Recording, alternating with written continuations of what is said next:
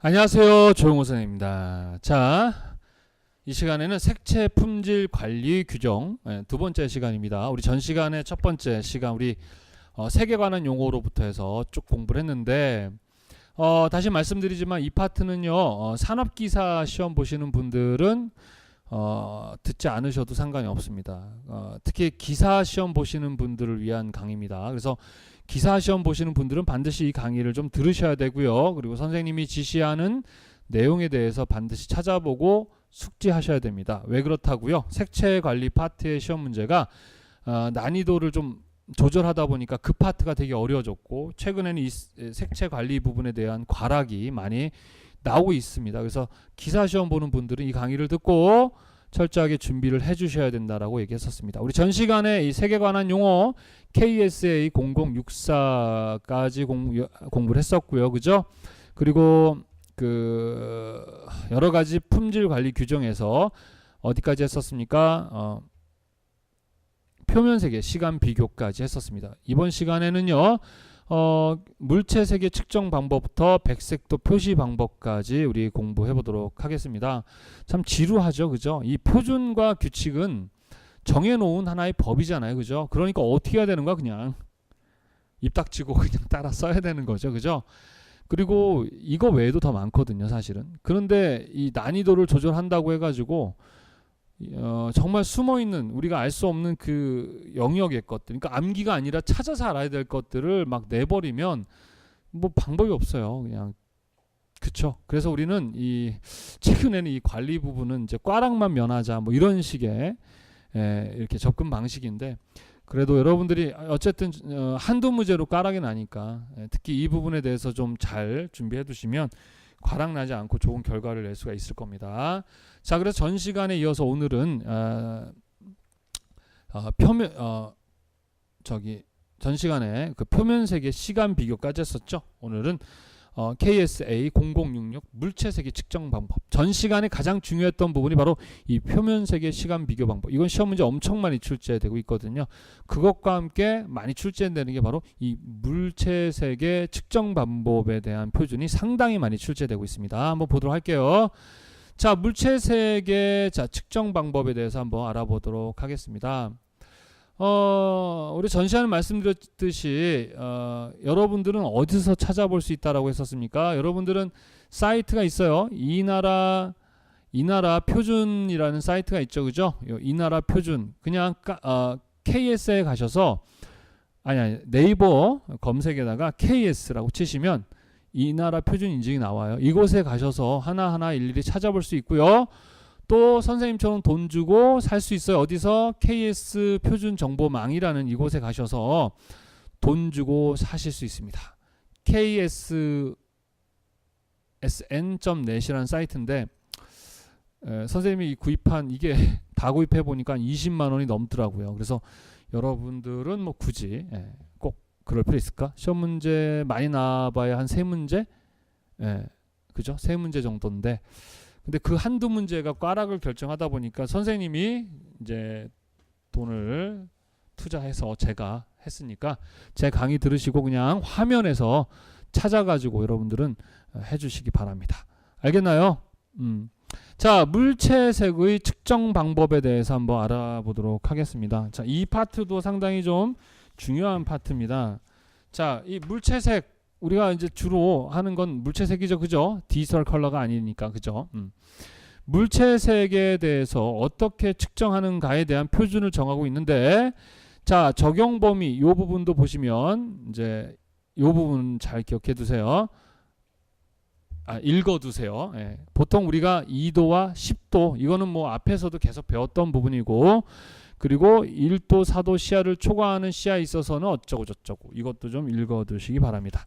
자, 그 다음에 이제 백색 표색판이라는 게 있죠. 이거는 이제 우리 측색기 아시죠? 색을 측정하는 기계죠. 그 기계를 교정하는 그런 판때기다라고 하시면 되는데 읽어보시면 되겠습니다. 그 다음에 자, 분광측색. 자, 우리 분광측색이다라는 거 3자극지 직독 이거 우리 다 뭐예요? 측색기 가지고 측색하는 거죠, 그죠?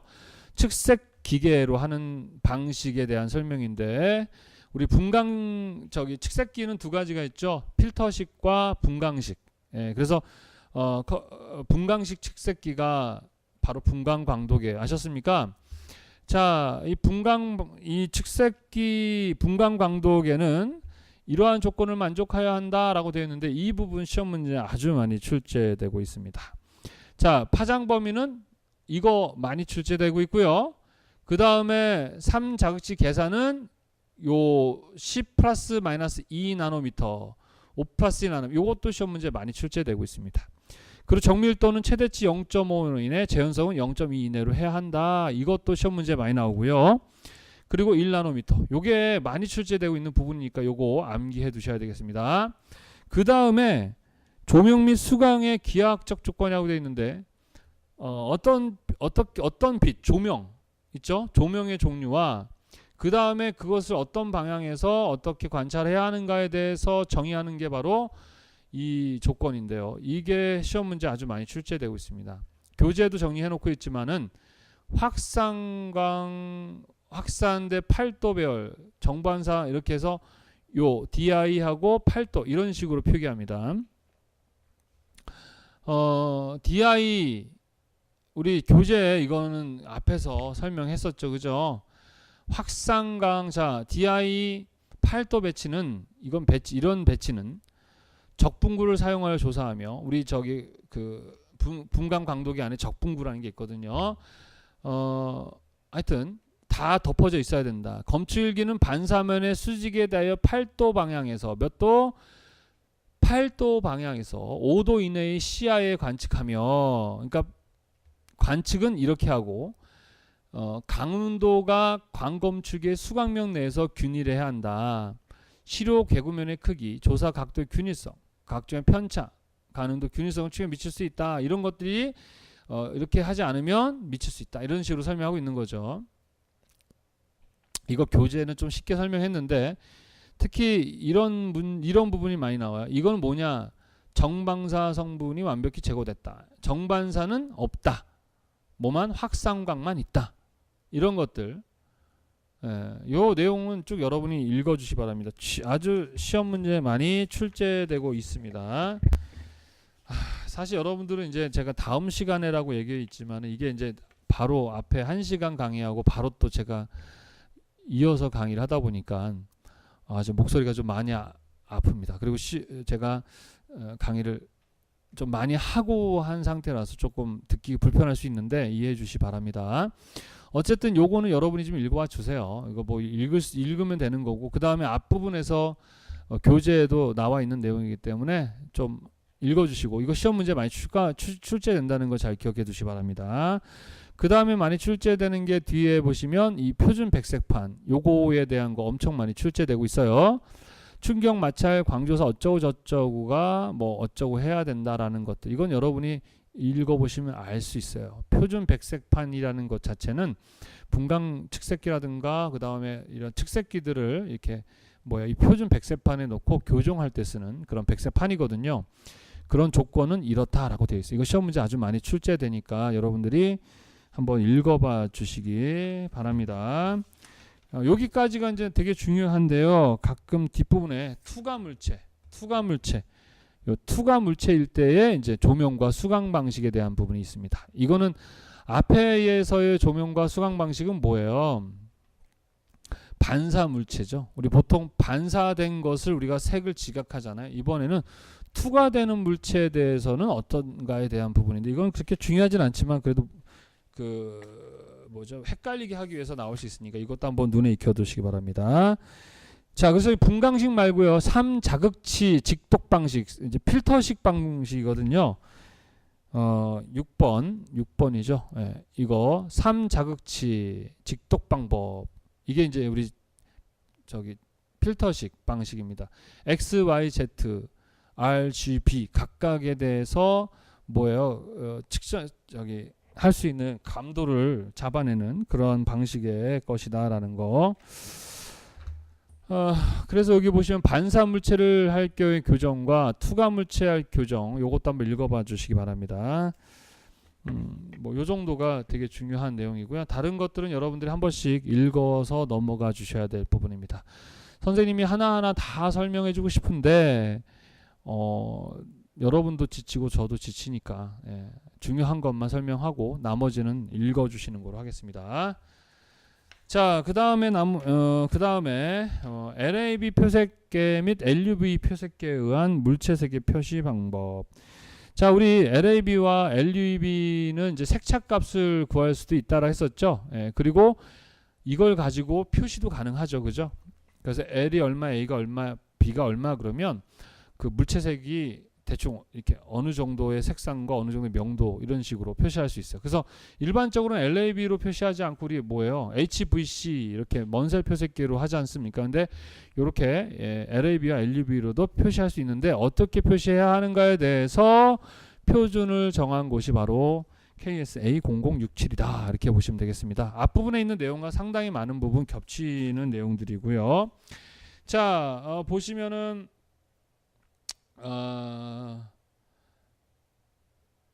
뭐 이건 읽어보시기 바랍니다. 읽어보시면은 대충 다 이해할 수 있는 부분인데 여기서는 중요한 부분이 마찬가지로 LAB 색차값을 구하는 공식 또 나와요. 여기 보시면 또 나오죠, 그죠? 색차값 구하는 공식. 뒷부분에도 마찬가지 LUV 색차값 구하는 공식. 뭐 그런 것들 뭐 이런 거예요. 그래서 많이 겹칩니다. 그래서 여기는 여러분들이 한번 쭉 읽어보시면 될 것 같고요.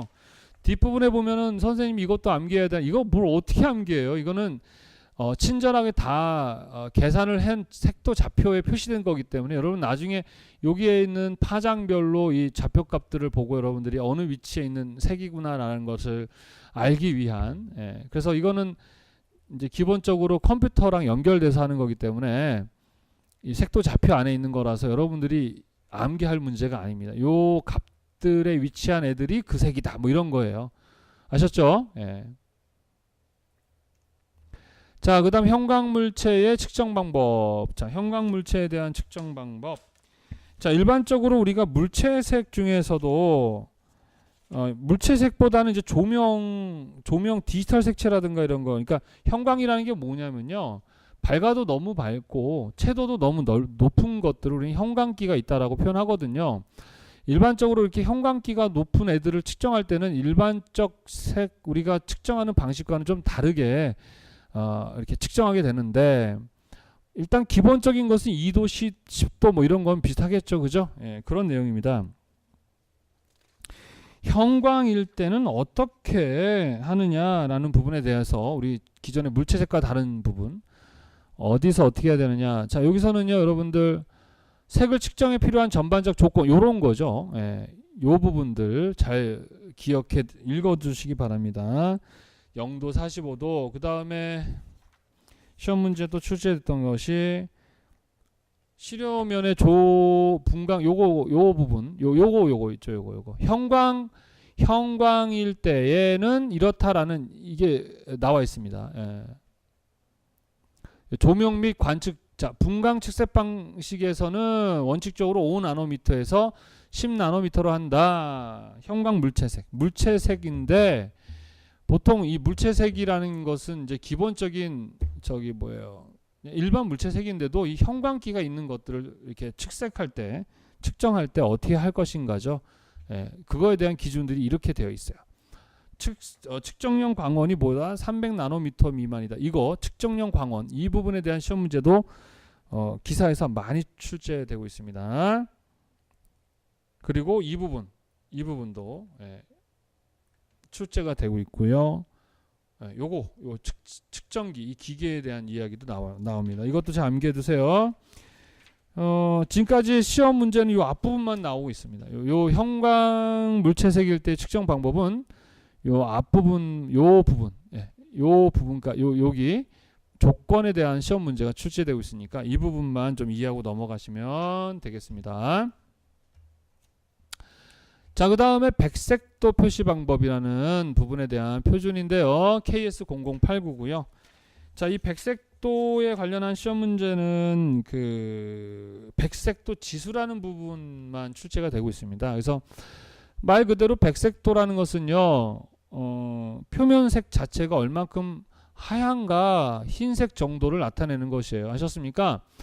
자, 그래서 그 부분에 대해서는 자, 여기 보시면 틴트 지수라고 하죠. 이 틴트 지수는 기호를 이렇게 표시한다는 거랑, 자, 플러스면은 초록이 강하고 마이너스면 빨강이 강하다. 완전 반사층의 경우 0이다. 이렇게 돼 있죠. 요 틴트는 뭐겠습니까? 면은 빨라네, 빨라. 그러니까 A 파트의 영역이다. 이렇게 보시면 되겠죠. 그리고 여기 백색도 지수에 대한 것도 시험에 나옵니다. 그래서 요거에 대해서 완전 반사체는 얼마다? 100이다. 이것도 좀 이런 부분들이 시험에 나오거든요. 암기해 두시기 바랍니다.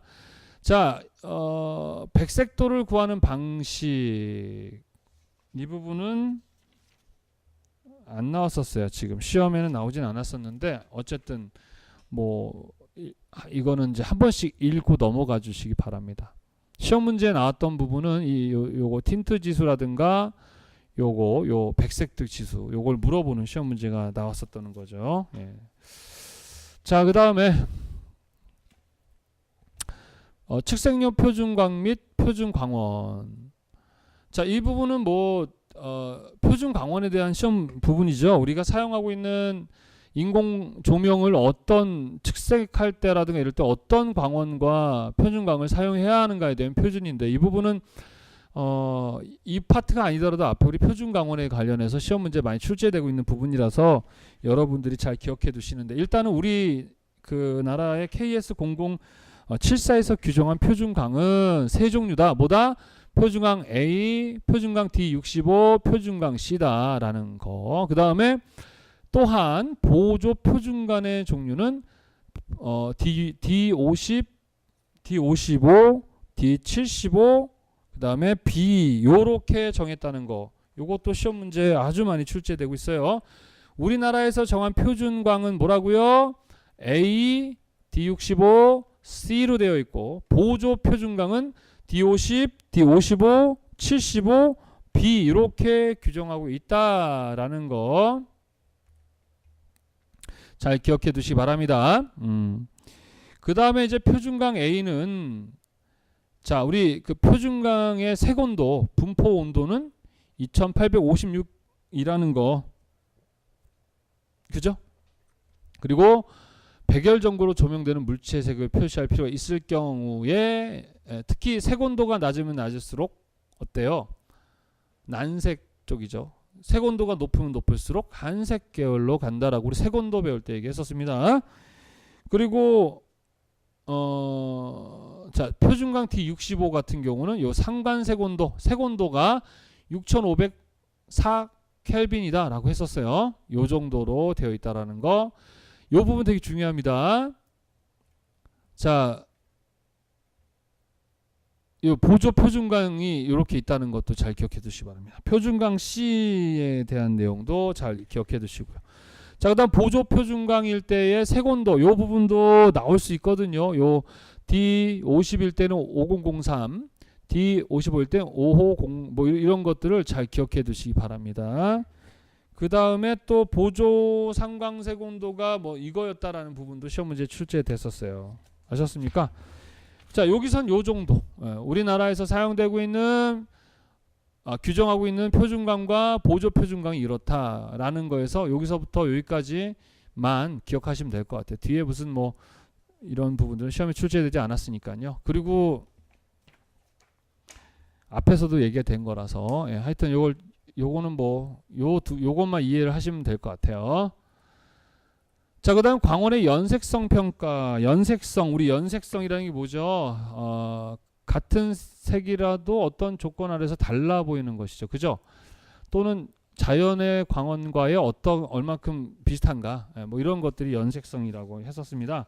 자, 연색성 평가 방법은 무엇이냐 해가지고 이 부분도 조금 시험 문제에 자주 많이 출제가 되는데, 여기보다는 앞에 과정에서 나오고 있는 거라서 여기도 몇 가지만 좀 읽어보고 넘어가시면 될 것 같아요.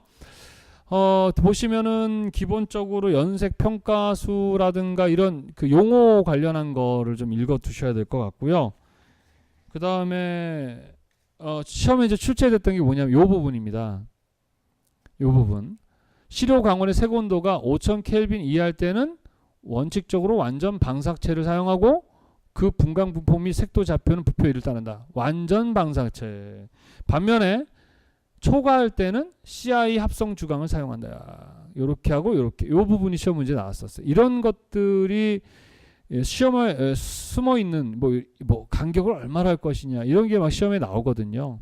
근데 여기에서는 앞부분 이 부분만 출제가 되었었고 한번 그냥 나머지는 읽고 넘어가시면 될 것 같습니다. 자, 그 다음에 거울면 광택도 측정 방법인데요. 이거는 이제 완전 반사되는 그죠? 거울면의 광택도를 측정하는 건데 이거는 기본적으로 요 내용 한번 보시고요. 요 각각의 각도 있죠. 예, 이 각도에 대해서 적용되는 부분이 뭐냐 이거 물어보는 시험 문제가 좀 나왔었습니다. 그래서 교재도 정리가 되어 있으니까 이건 한 번씩 그냥 여러분들이 읽어만 주시면 될 것 같습니다. 아이고 힘들다. 그죠? 언제부턴가 이 색채 관리 부분이 특히 산업기사는 말고요. 기사가 많이 어려운 게 아니라 이렇게 많은 사실 하나만 봐도 되게 양이 많거든요. 그 안에.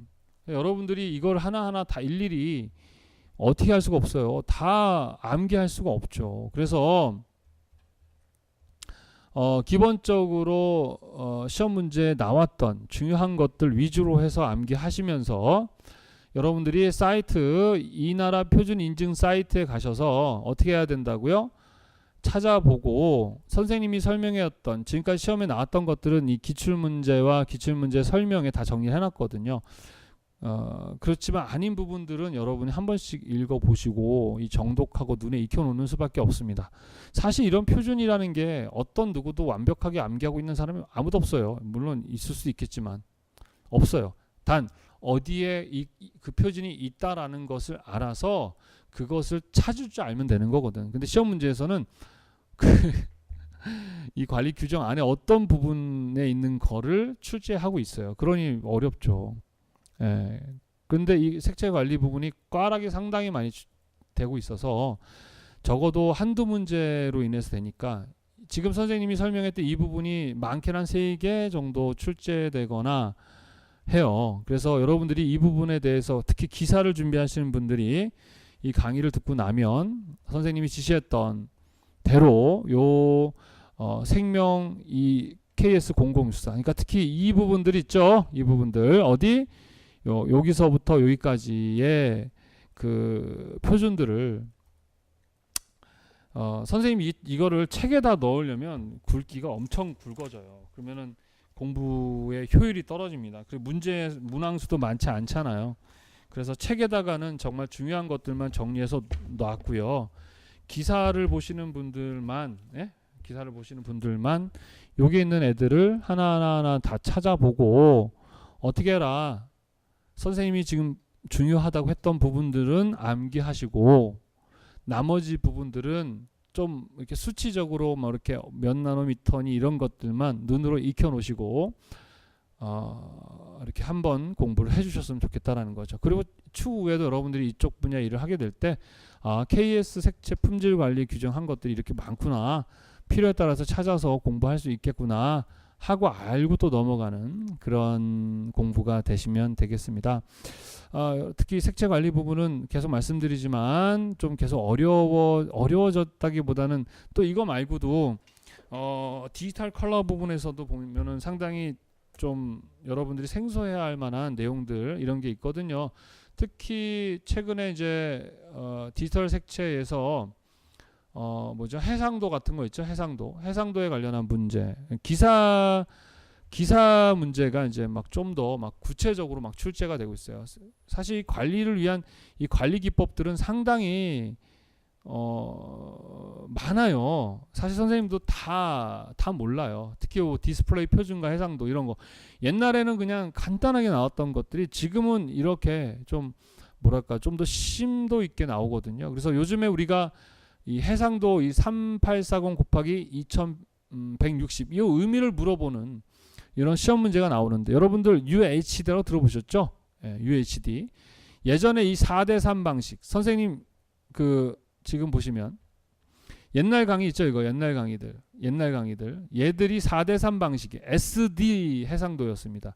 근데 최근에 선생님이 이제 올리고 있는 이것은요, 이제 선생님이 이제 계속해서 하겠지만 눌러보면 여기에 자, 여기 보시면 HD라고 보시면 HD 해가지고 우리가 이제 해상도가 나와요. 이제 시험이 얼마 안 남은 720 상황에서 이렇게 여러분들이 해상도가 나오죠. 점수를 올리는 방법의 가장 이게 해상도거든요. 예, 그래서 이게 이제 HD가 720이 뭐냐면 이 세로의 그 점의 개수예요. 그러니까 이 화소라 그러죠. 이게 많아지면 많아질수록 상당히 선명하게 뭐가 됩니까? 표시가 됩니다. 기존에는 다 480 이하로 돼 있었어요. 480이 어때? 해상도가 어떻습니까? 상당하게 떨어지죠. 240이면 더 떨어집니다. 그죠? 컴퓨터가 좀 인터넷 속도가 떨어지는 사람들은 해상도를 낮춰봐야 될 수밖에 없지 않습니까? 그죠? 근데 사실은 선생님이 이제 720까지 가능한데 이 이상이 바로 뭐냐? UHD 방식이에요. 바로 1080. 그래서 FHD라고 합니다. FHD. 그래서 가로 1920, 세로 1080. 그래서 보통 1080i 표시하거나 1080p라고 표시를 합니다.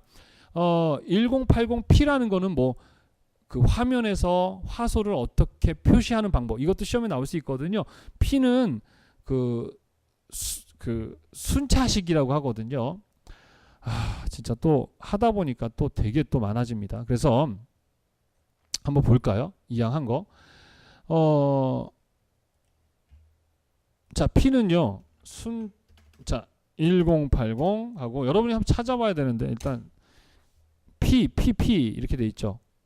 순차 방식이라고 합니다. 뭐라고 한다? 순차 방식. 프로그레시브라고 그래요. 그래서 화면을 표시할 때 순차적으로 딱딱딱딱딱딱 표시해 주는 것을 순차 방식이라 하고 그 반대를 비월 주사 방식이라고 하는데 이걸 I라 그래. I. 뭐라고 한다? I. 그래서 이거를 순차적으로 이렇게 뿌리는 게 아니라 지금 이 화면에 보이는 것처럼 이렇게 홀수줄과 짝수줄을 비월 주사 방식이라 하거든요. 그래서 인터레이스라고 하거든요. 그래서 1080 뒤에 뭐 I라고 표기를 합니다. 그래서 I라는 것은 비월 주상 방식이라 해가지고 화면에 그 점을 뿌릴 때 이렇게 홀수부터 뿌리고 그다음 짝수 뿌리고 이런 식으로 그 순차 방식처럼 어떻게 순차적으로 뿌리는 게 아니라 먼저 뿌리는 그 순서를 다르게 하는 거예요. 그렇게 되면은 이 그 속도라든가 어떤 거 이 비월 주사 방식이 훨씬 더 빠르고 그리고 그 용량도 이렇게 좀 낮아져서 그 이렇게 사용하기 편리합니다. 반면에 주사 방식이 훨씬 더 해상도가 좋고 또 이렇게 화질이 좋겠죠, 그죠? 예, 그런 거를 물어보는 시험 문제가 출제가 되고 있다는 거죠. 근데 이제 선생님이 지금 그 HD까지 그 전까지는 선생님이 이게 이 480이라 그래가지고 SD 방식이었거든요. 그 비율도 4대3 비율이었어요. 4대3 이렇게 4대3 비율. 그래서 선생님이 기존에 영상에 올렸던 그 강의들이 대부분 4대3 비율이었어요. 근데 최근에 올리는 이제 지금도 올리는 이 비율이 16대9 방식의 비율로 이제 바뀐 거예요. 무슨 말인지 아시겠죠? 예. 그리고 이 FHD 방식 이것이 이거 화면에 하나, 둘, 셋, 네 개 이거의 네 개의 화질이 바로 이 UHD예요. 그래서 UHD는 상당히 선명할 뿐만 아니라 우리나라에서 이제 삼성이나 이런 데는 UHD라고 했었는데 이 소니라든가 그 다른 일부 업체에서는 4K라고 표시를 합니다. 그래서 여러분 영상 카메라 중에 보면 4K라고 표시된 건 바로 UHD 3840-2160의 해상도를 가지고 있는 그러한 그 영상을 찍어낼 수 있다. 그래서 요즘에는 다 거의 UHD 방식으로 4K 방식이죠. 그래서 화소가 너무 좋아지는 그 이상이 QHD라 그래서 또 그것의 4배가 되는 완전 대박 8K. 아마 이제 점점 8K까지 가는 그런 날이 지금도 사용하고 있지만 이제 도쿄 무슨 방송이 이 정도까지 올림픽 할 때 이거 하겠다고 하는데 이걸 하는 것을 또 이렇게 방송에다가 사람들 뿌려가지고 우리 화면에서 또 표시해야 되고 하지 않습니까? 네, 이런 것들. 하여튼 이런 문제들이 이 디스플레이 관련해서 예전에는 그냥 LED, LCD만 물어보다가 기사에서는 이러한 방식까지도 물어보게 되는 좀 더 어렵게 문제가 출제되고 있다는 것이죠. 근데 그런 모든 것들은 다 하나하나 분야인데 그걸 다 설명할 수는 없어요. 선생님이.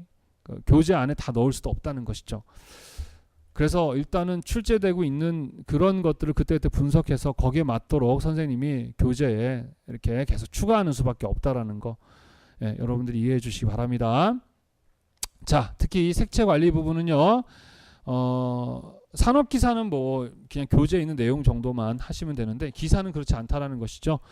여러분들 반드시 여러분들 선생님이 이 색채 품질 관리 규정 부분 얘기했던 부분을 찾아보시고 반드시 한 번씩은 정독해 주셔야 꽈락을 면할 수 있습니다. 자, 힘드시죠? 아마 지금 정도 또 공부할 때가 지칠 텐데 뭐 100점 만점이 60점이잖아요. 그죠? 그래서 엄청나게 대단한 걸 요구하는 시험이 아니에요. 여러분들이 성실하게 강의 듣고 그 다음에 교재에 나와 있는 중간중간마다의 그 체크리스트 풀고 그 다음에 기출문제, 특히 기출문제는 최신 문제를 기점으로 해서 한 3년 내지 4년 정도의 문제, 그러니까 3, 3은 9, 3, 4, 12 9개에서 12개 정도의 기출문제를 꼭 반드시 풀어보셔야 되고, 그리고 선생님 교재에는 이제 각각마다 해설들이 있지 않습니까? 그러니까 보시고선 해설을 보시고 여러분들이 찾아보시면 되고요. 카페 여러분 아시죠? 선생님 카페, 그죠? 선생님 카페, 조선생의 시각디자인과 컬러리스트 카페 가시면 정오표라고 있습니다. 카페 그 교재에 대한 선생님이 그 보면 여러 가지 카테고리가 있죠, 그죠? 이곳에서 예문사 문제집 정오표가 있거든요. 그래서 정오표라는 거 보시게 되면 이곳에 선생님이 그 정오표를 올리고 있어요. 2019년 것도 또 올리겠죠, 그죠? 계속해서 올릴 건데, 그럼 여러분들이 여기에 나와 있는 정오표 되게 많아요, 그죠? 어쩔 수 없네. 여기다가도 물어보시고, 아셨죠? 그럼 선생님이 또 답해주고 이런 식으로 해서 하시면 되기 때문에 언제든지 좀 물어봐 주시고요. 힘을 내시기 바랍니다. 노력하지 않고 세상의 것을 얻을 수도 없을 뿐더러 얻어도 사실 나한테 이익이 되지 않으니까요. 좋아하지 말아야 되겠죠, 여러분, 그죠? 자, 고생들 하셨고요. 색채 관리 부분, 특히 기사는 꽈락이 많이 나는 부분이기 때문에 특히 이 부분, 색채 품질 관리 이 부분, 특히 기사인 부분들은 꼭 숙지하고 읽어보시고 찾아봐야 된다. 아셨죠? 끝까지 최선을 다해 주시고 필기 좋은 결과로 우리 함께 카페에서 또 연락했으면 좋겠습니다. 고생하셨습니다.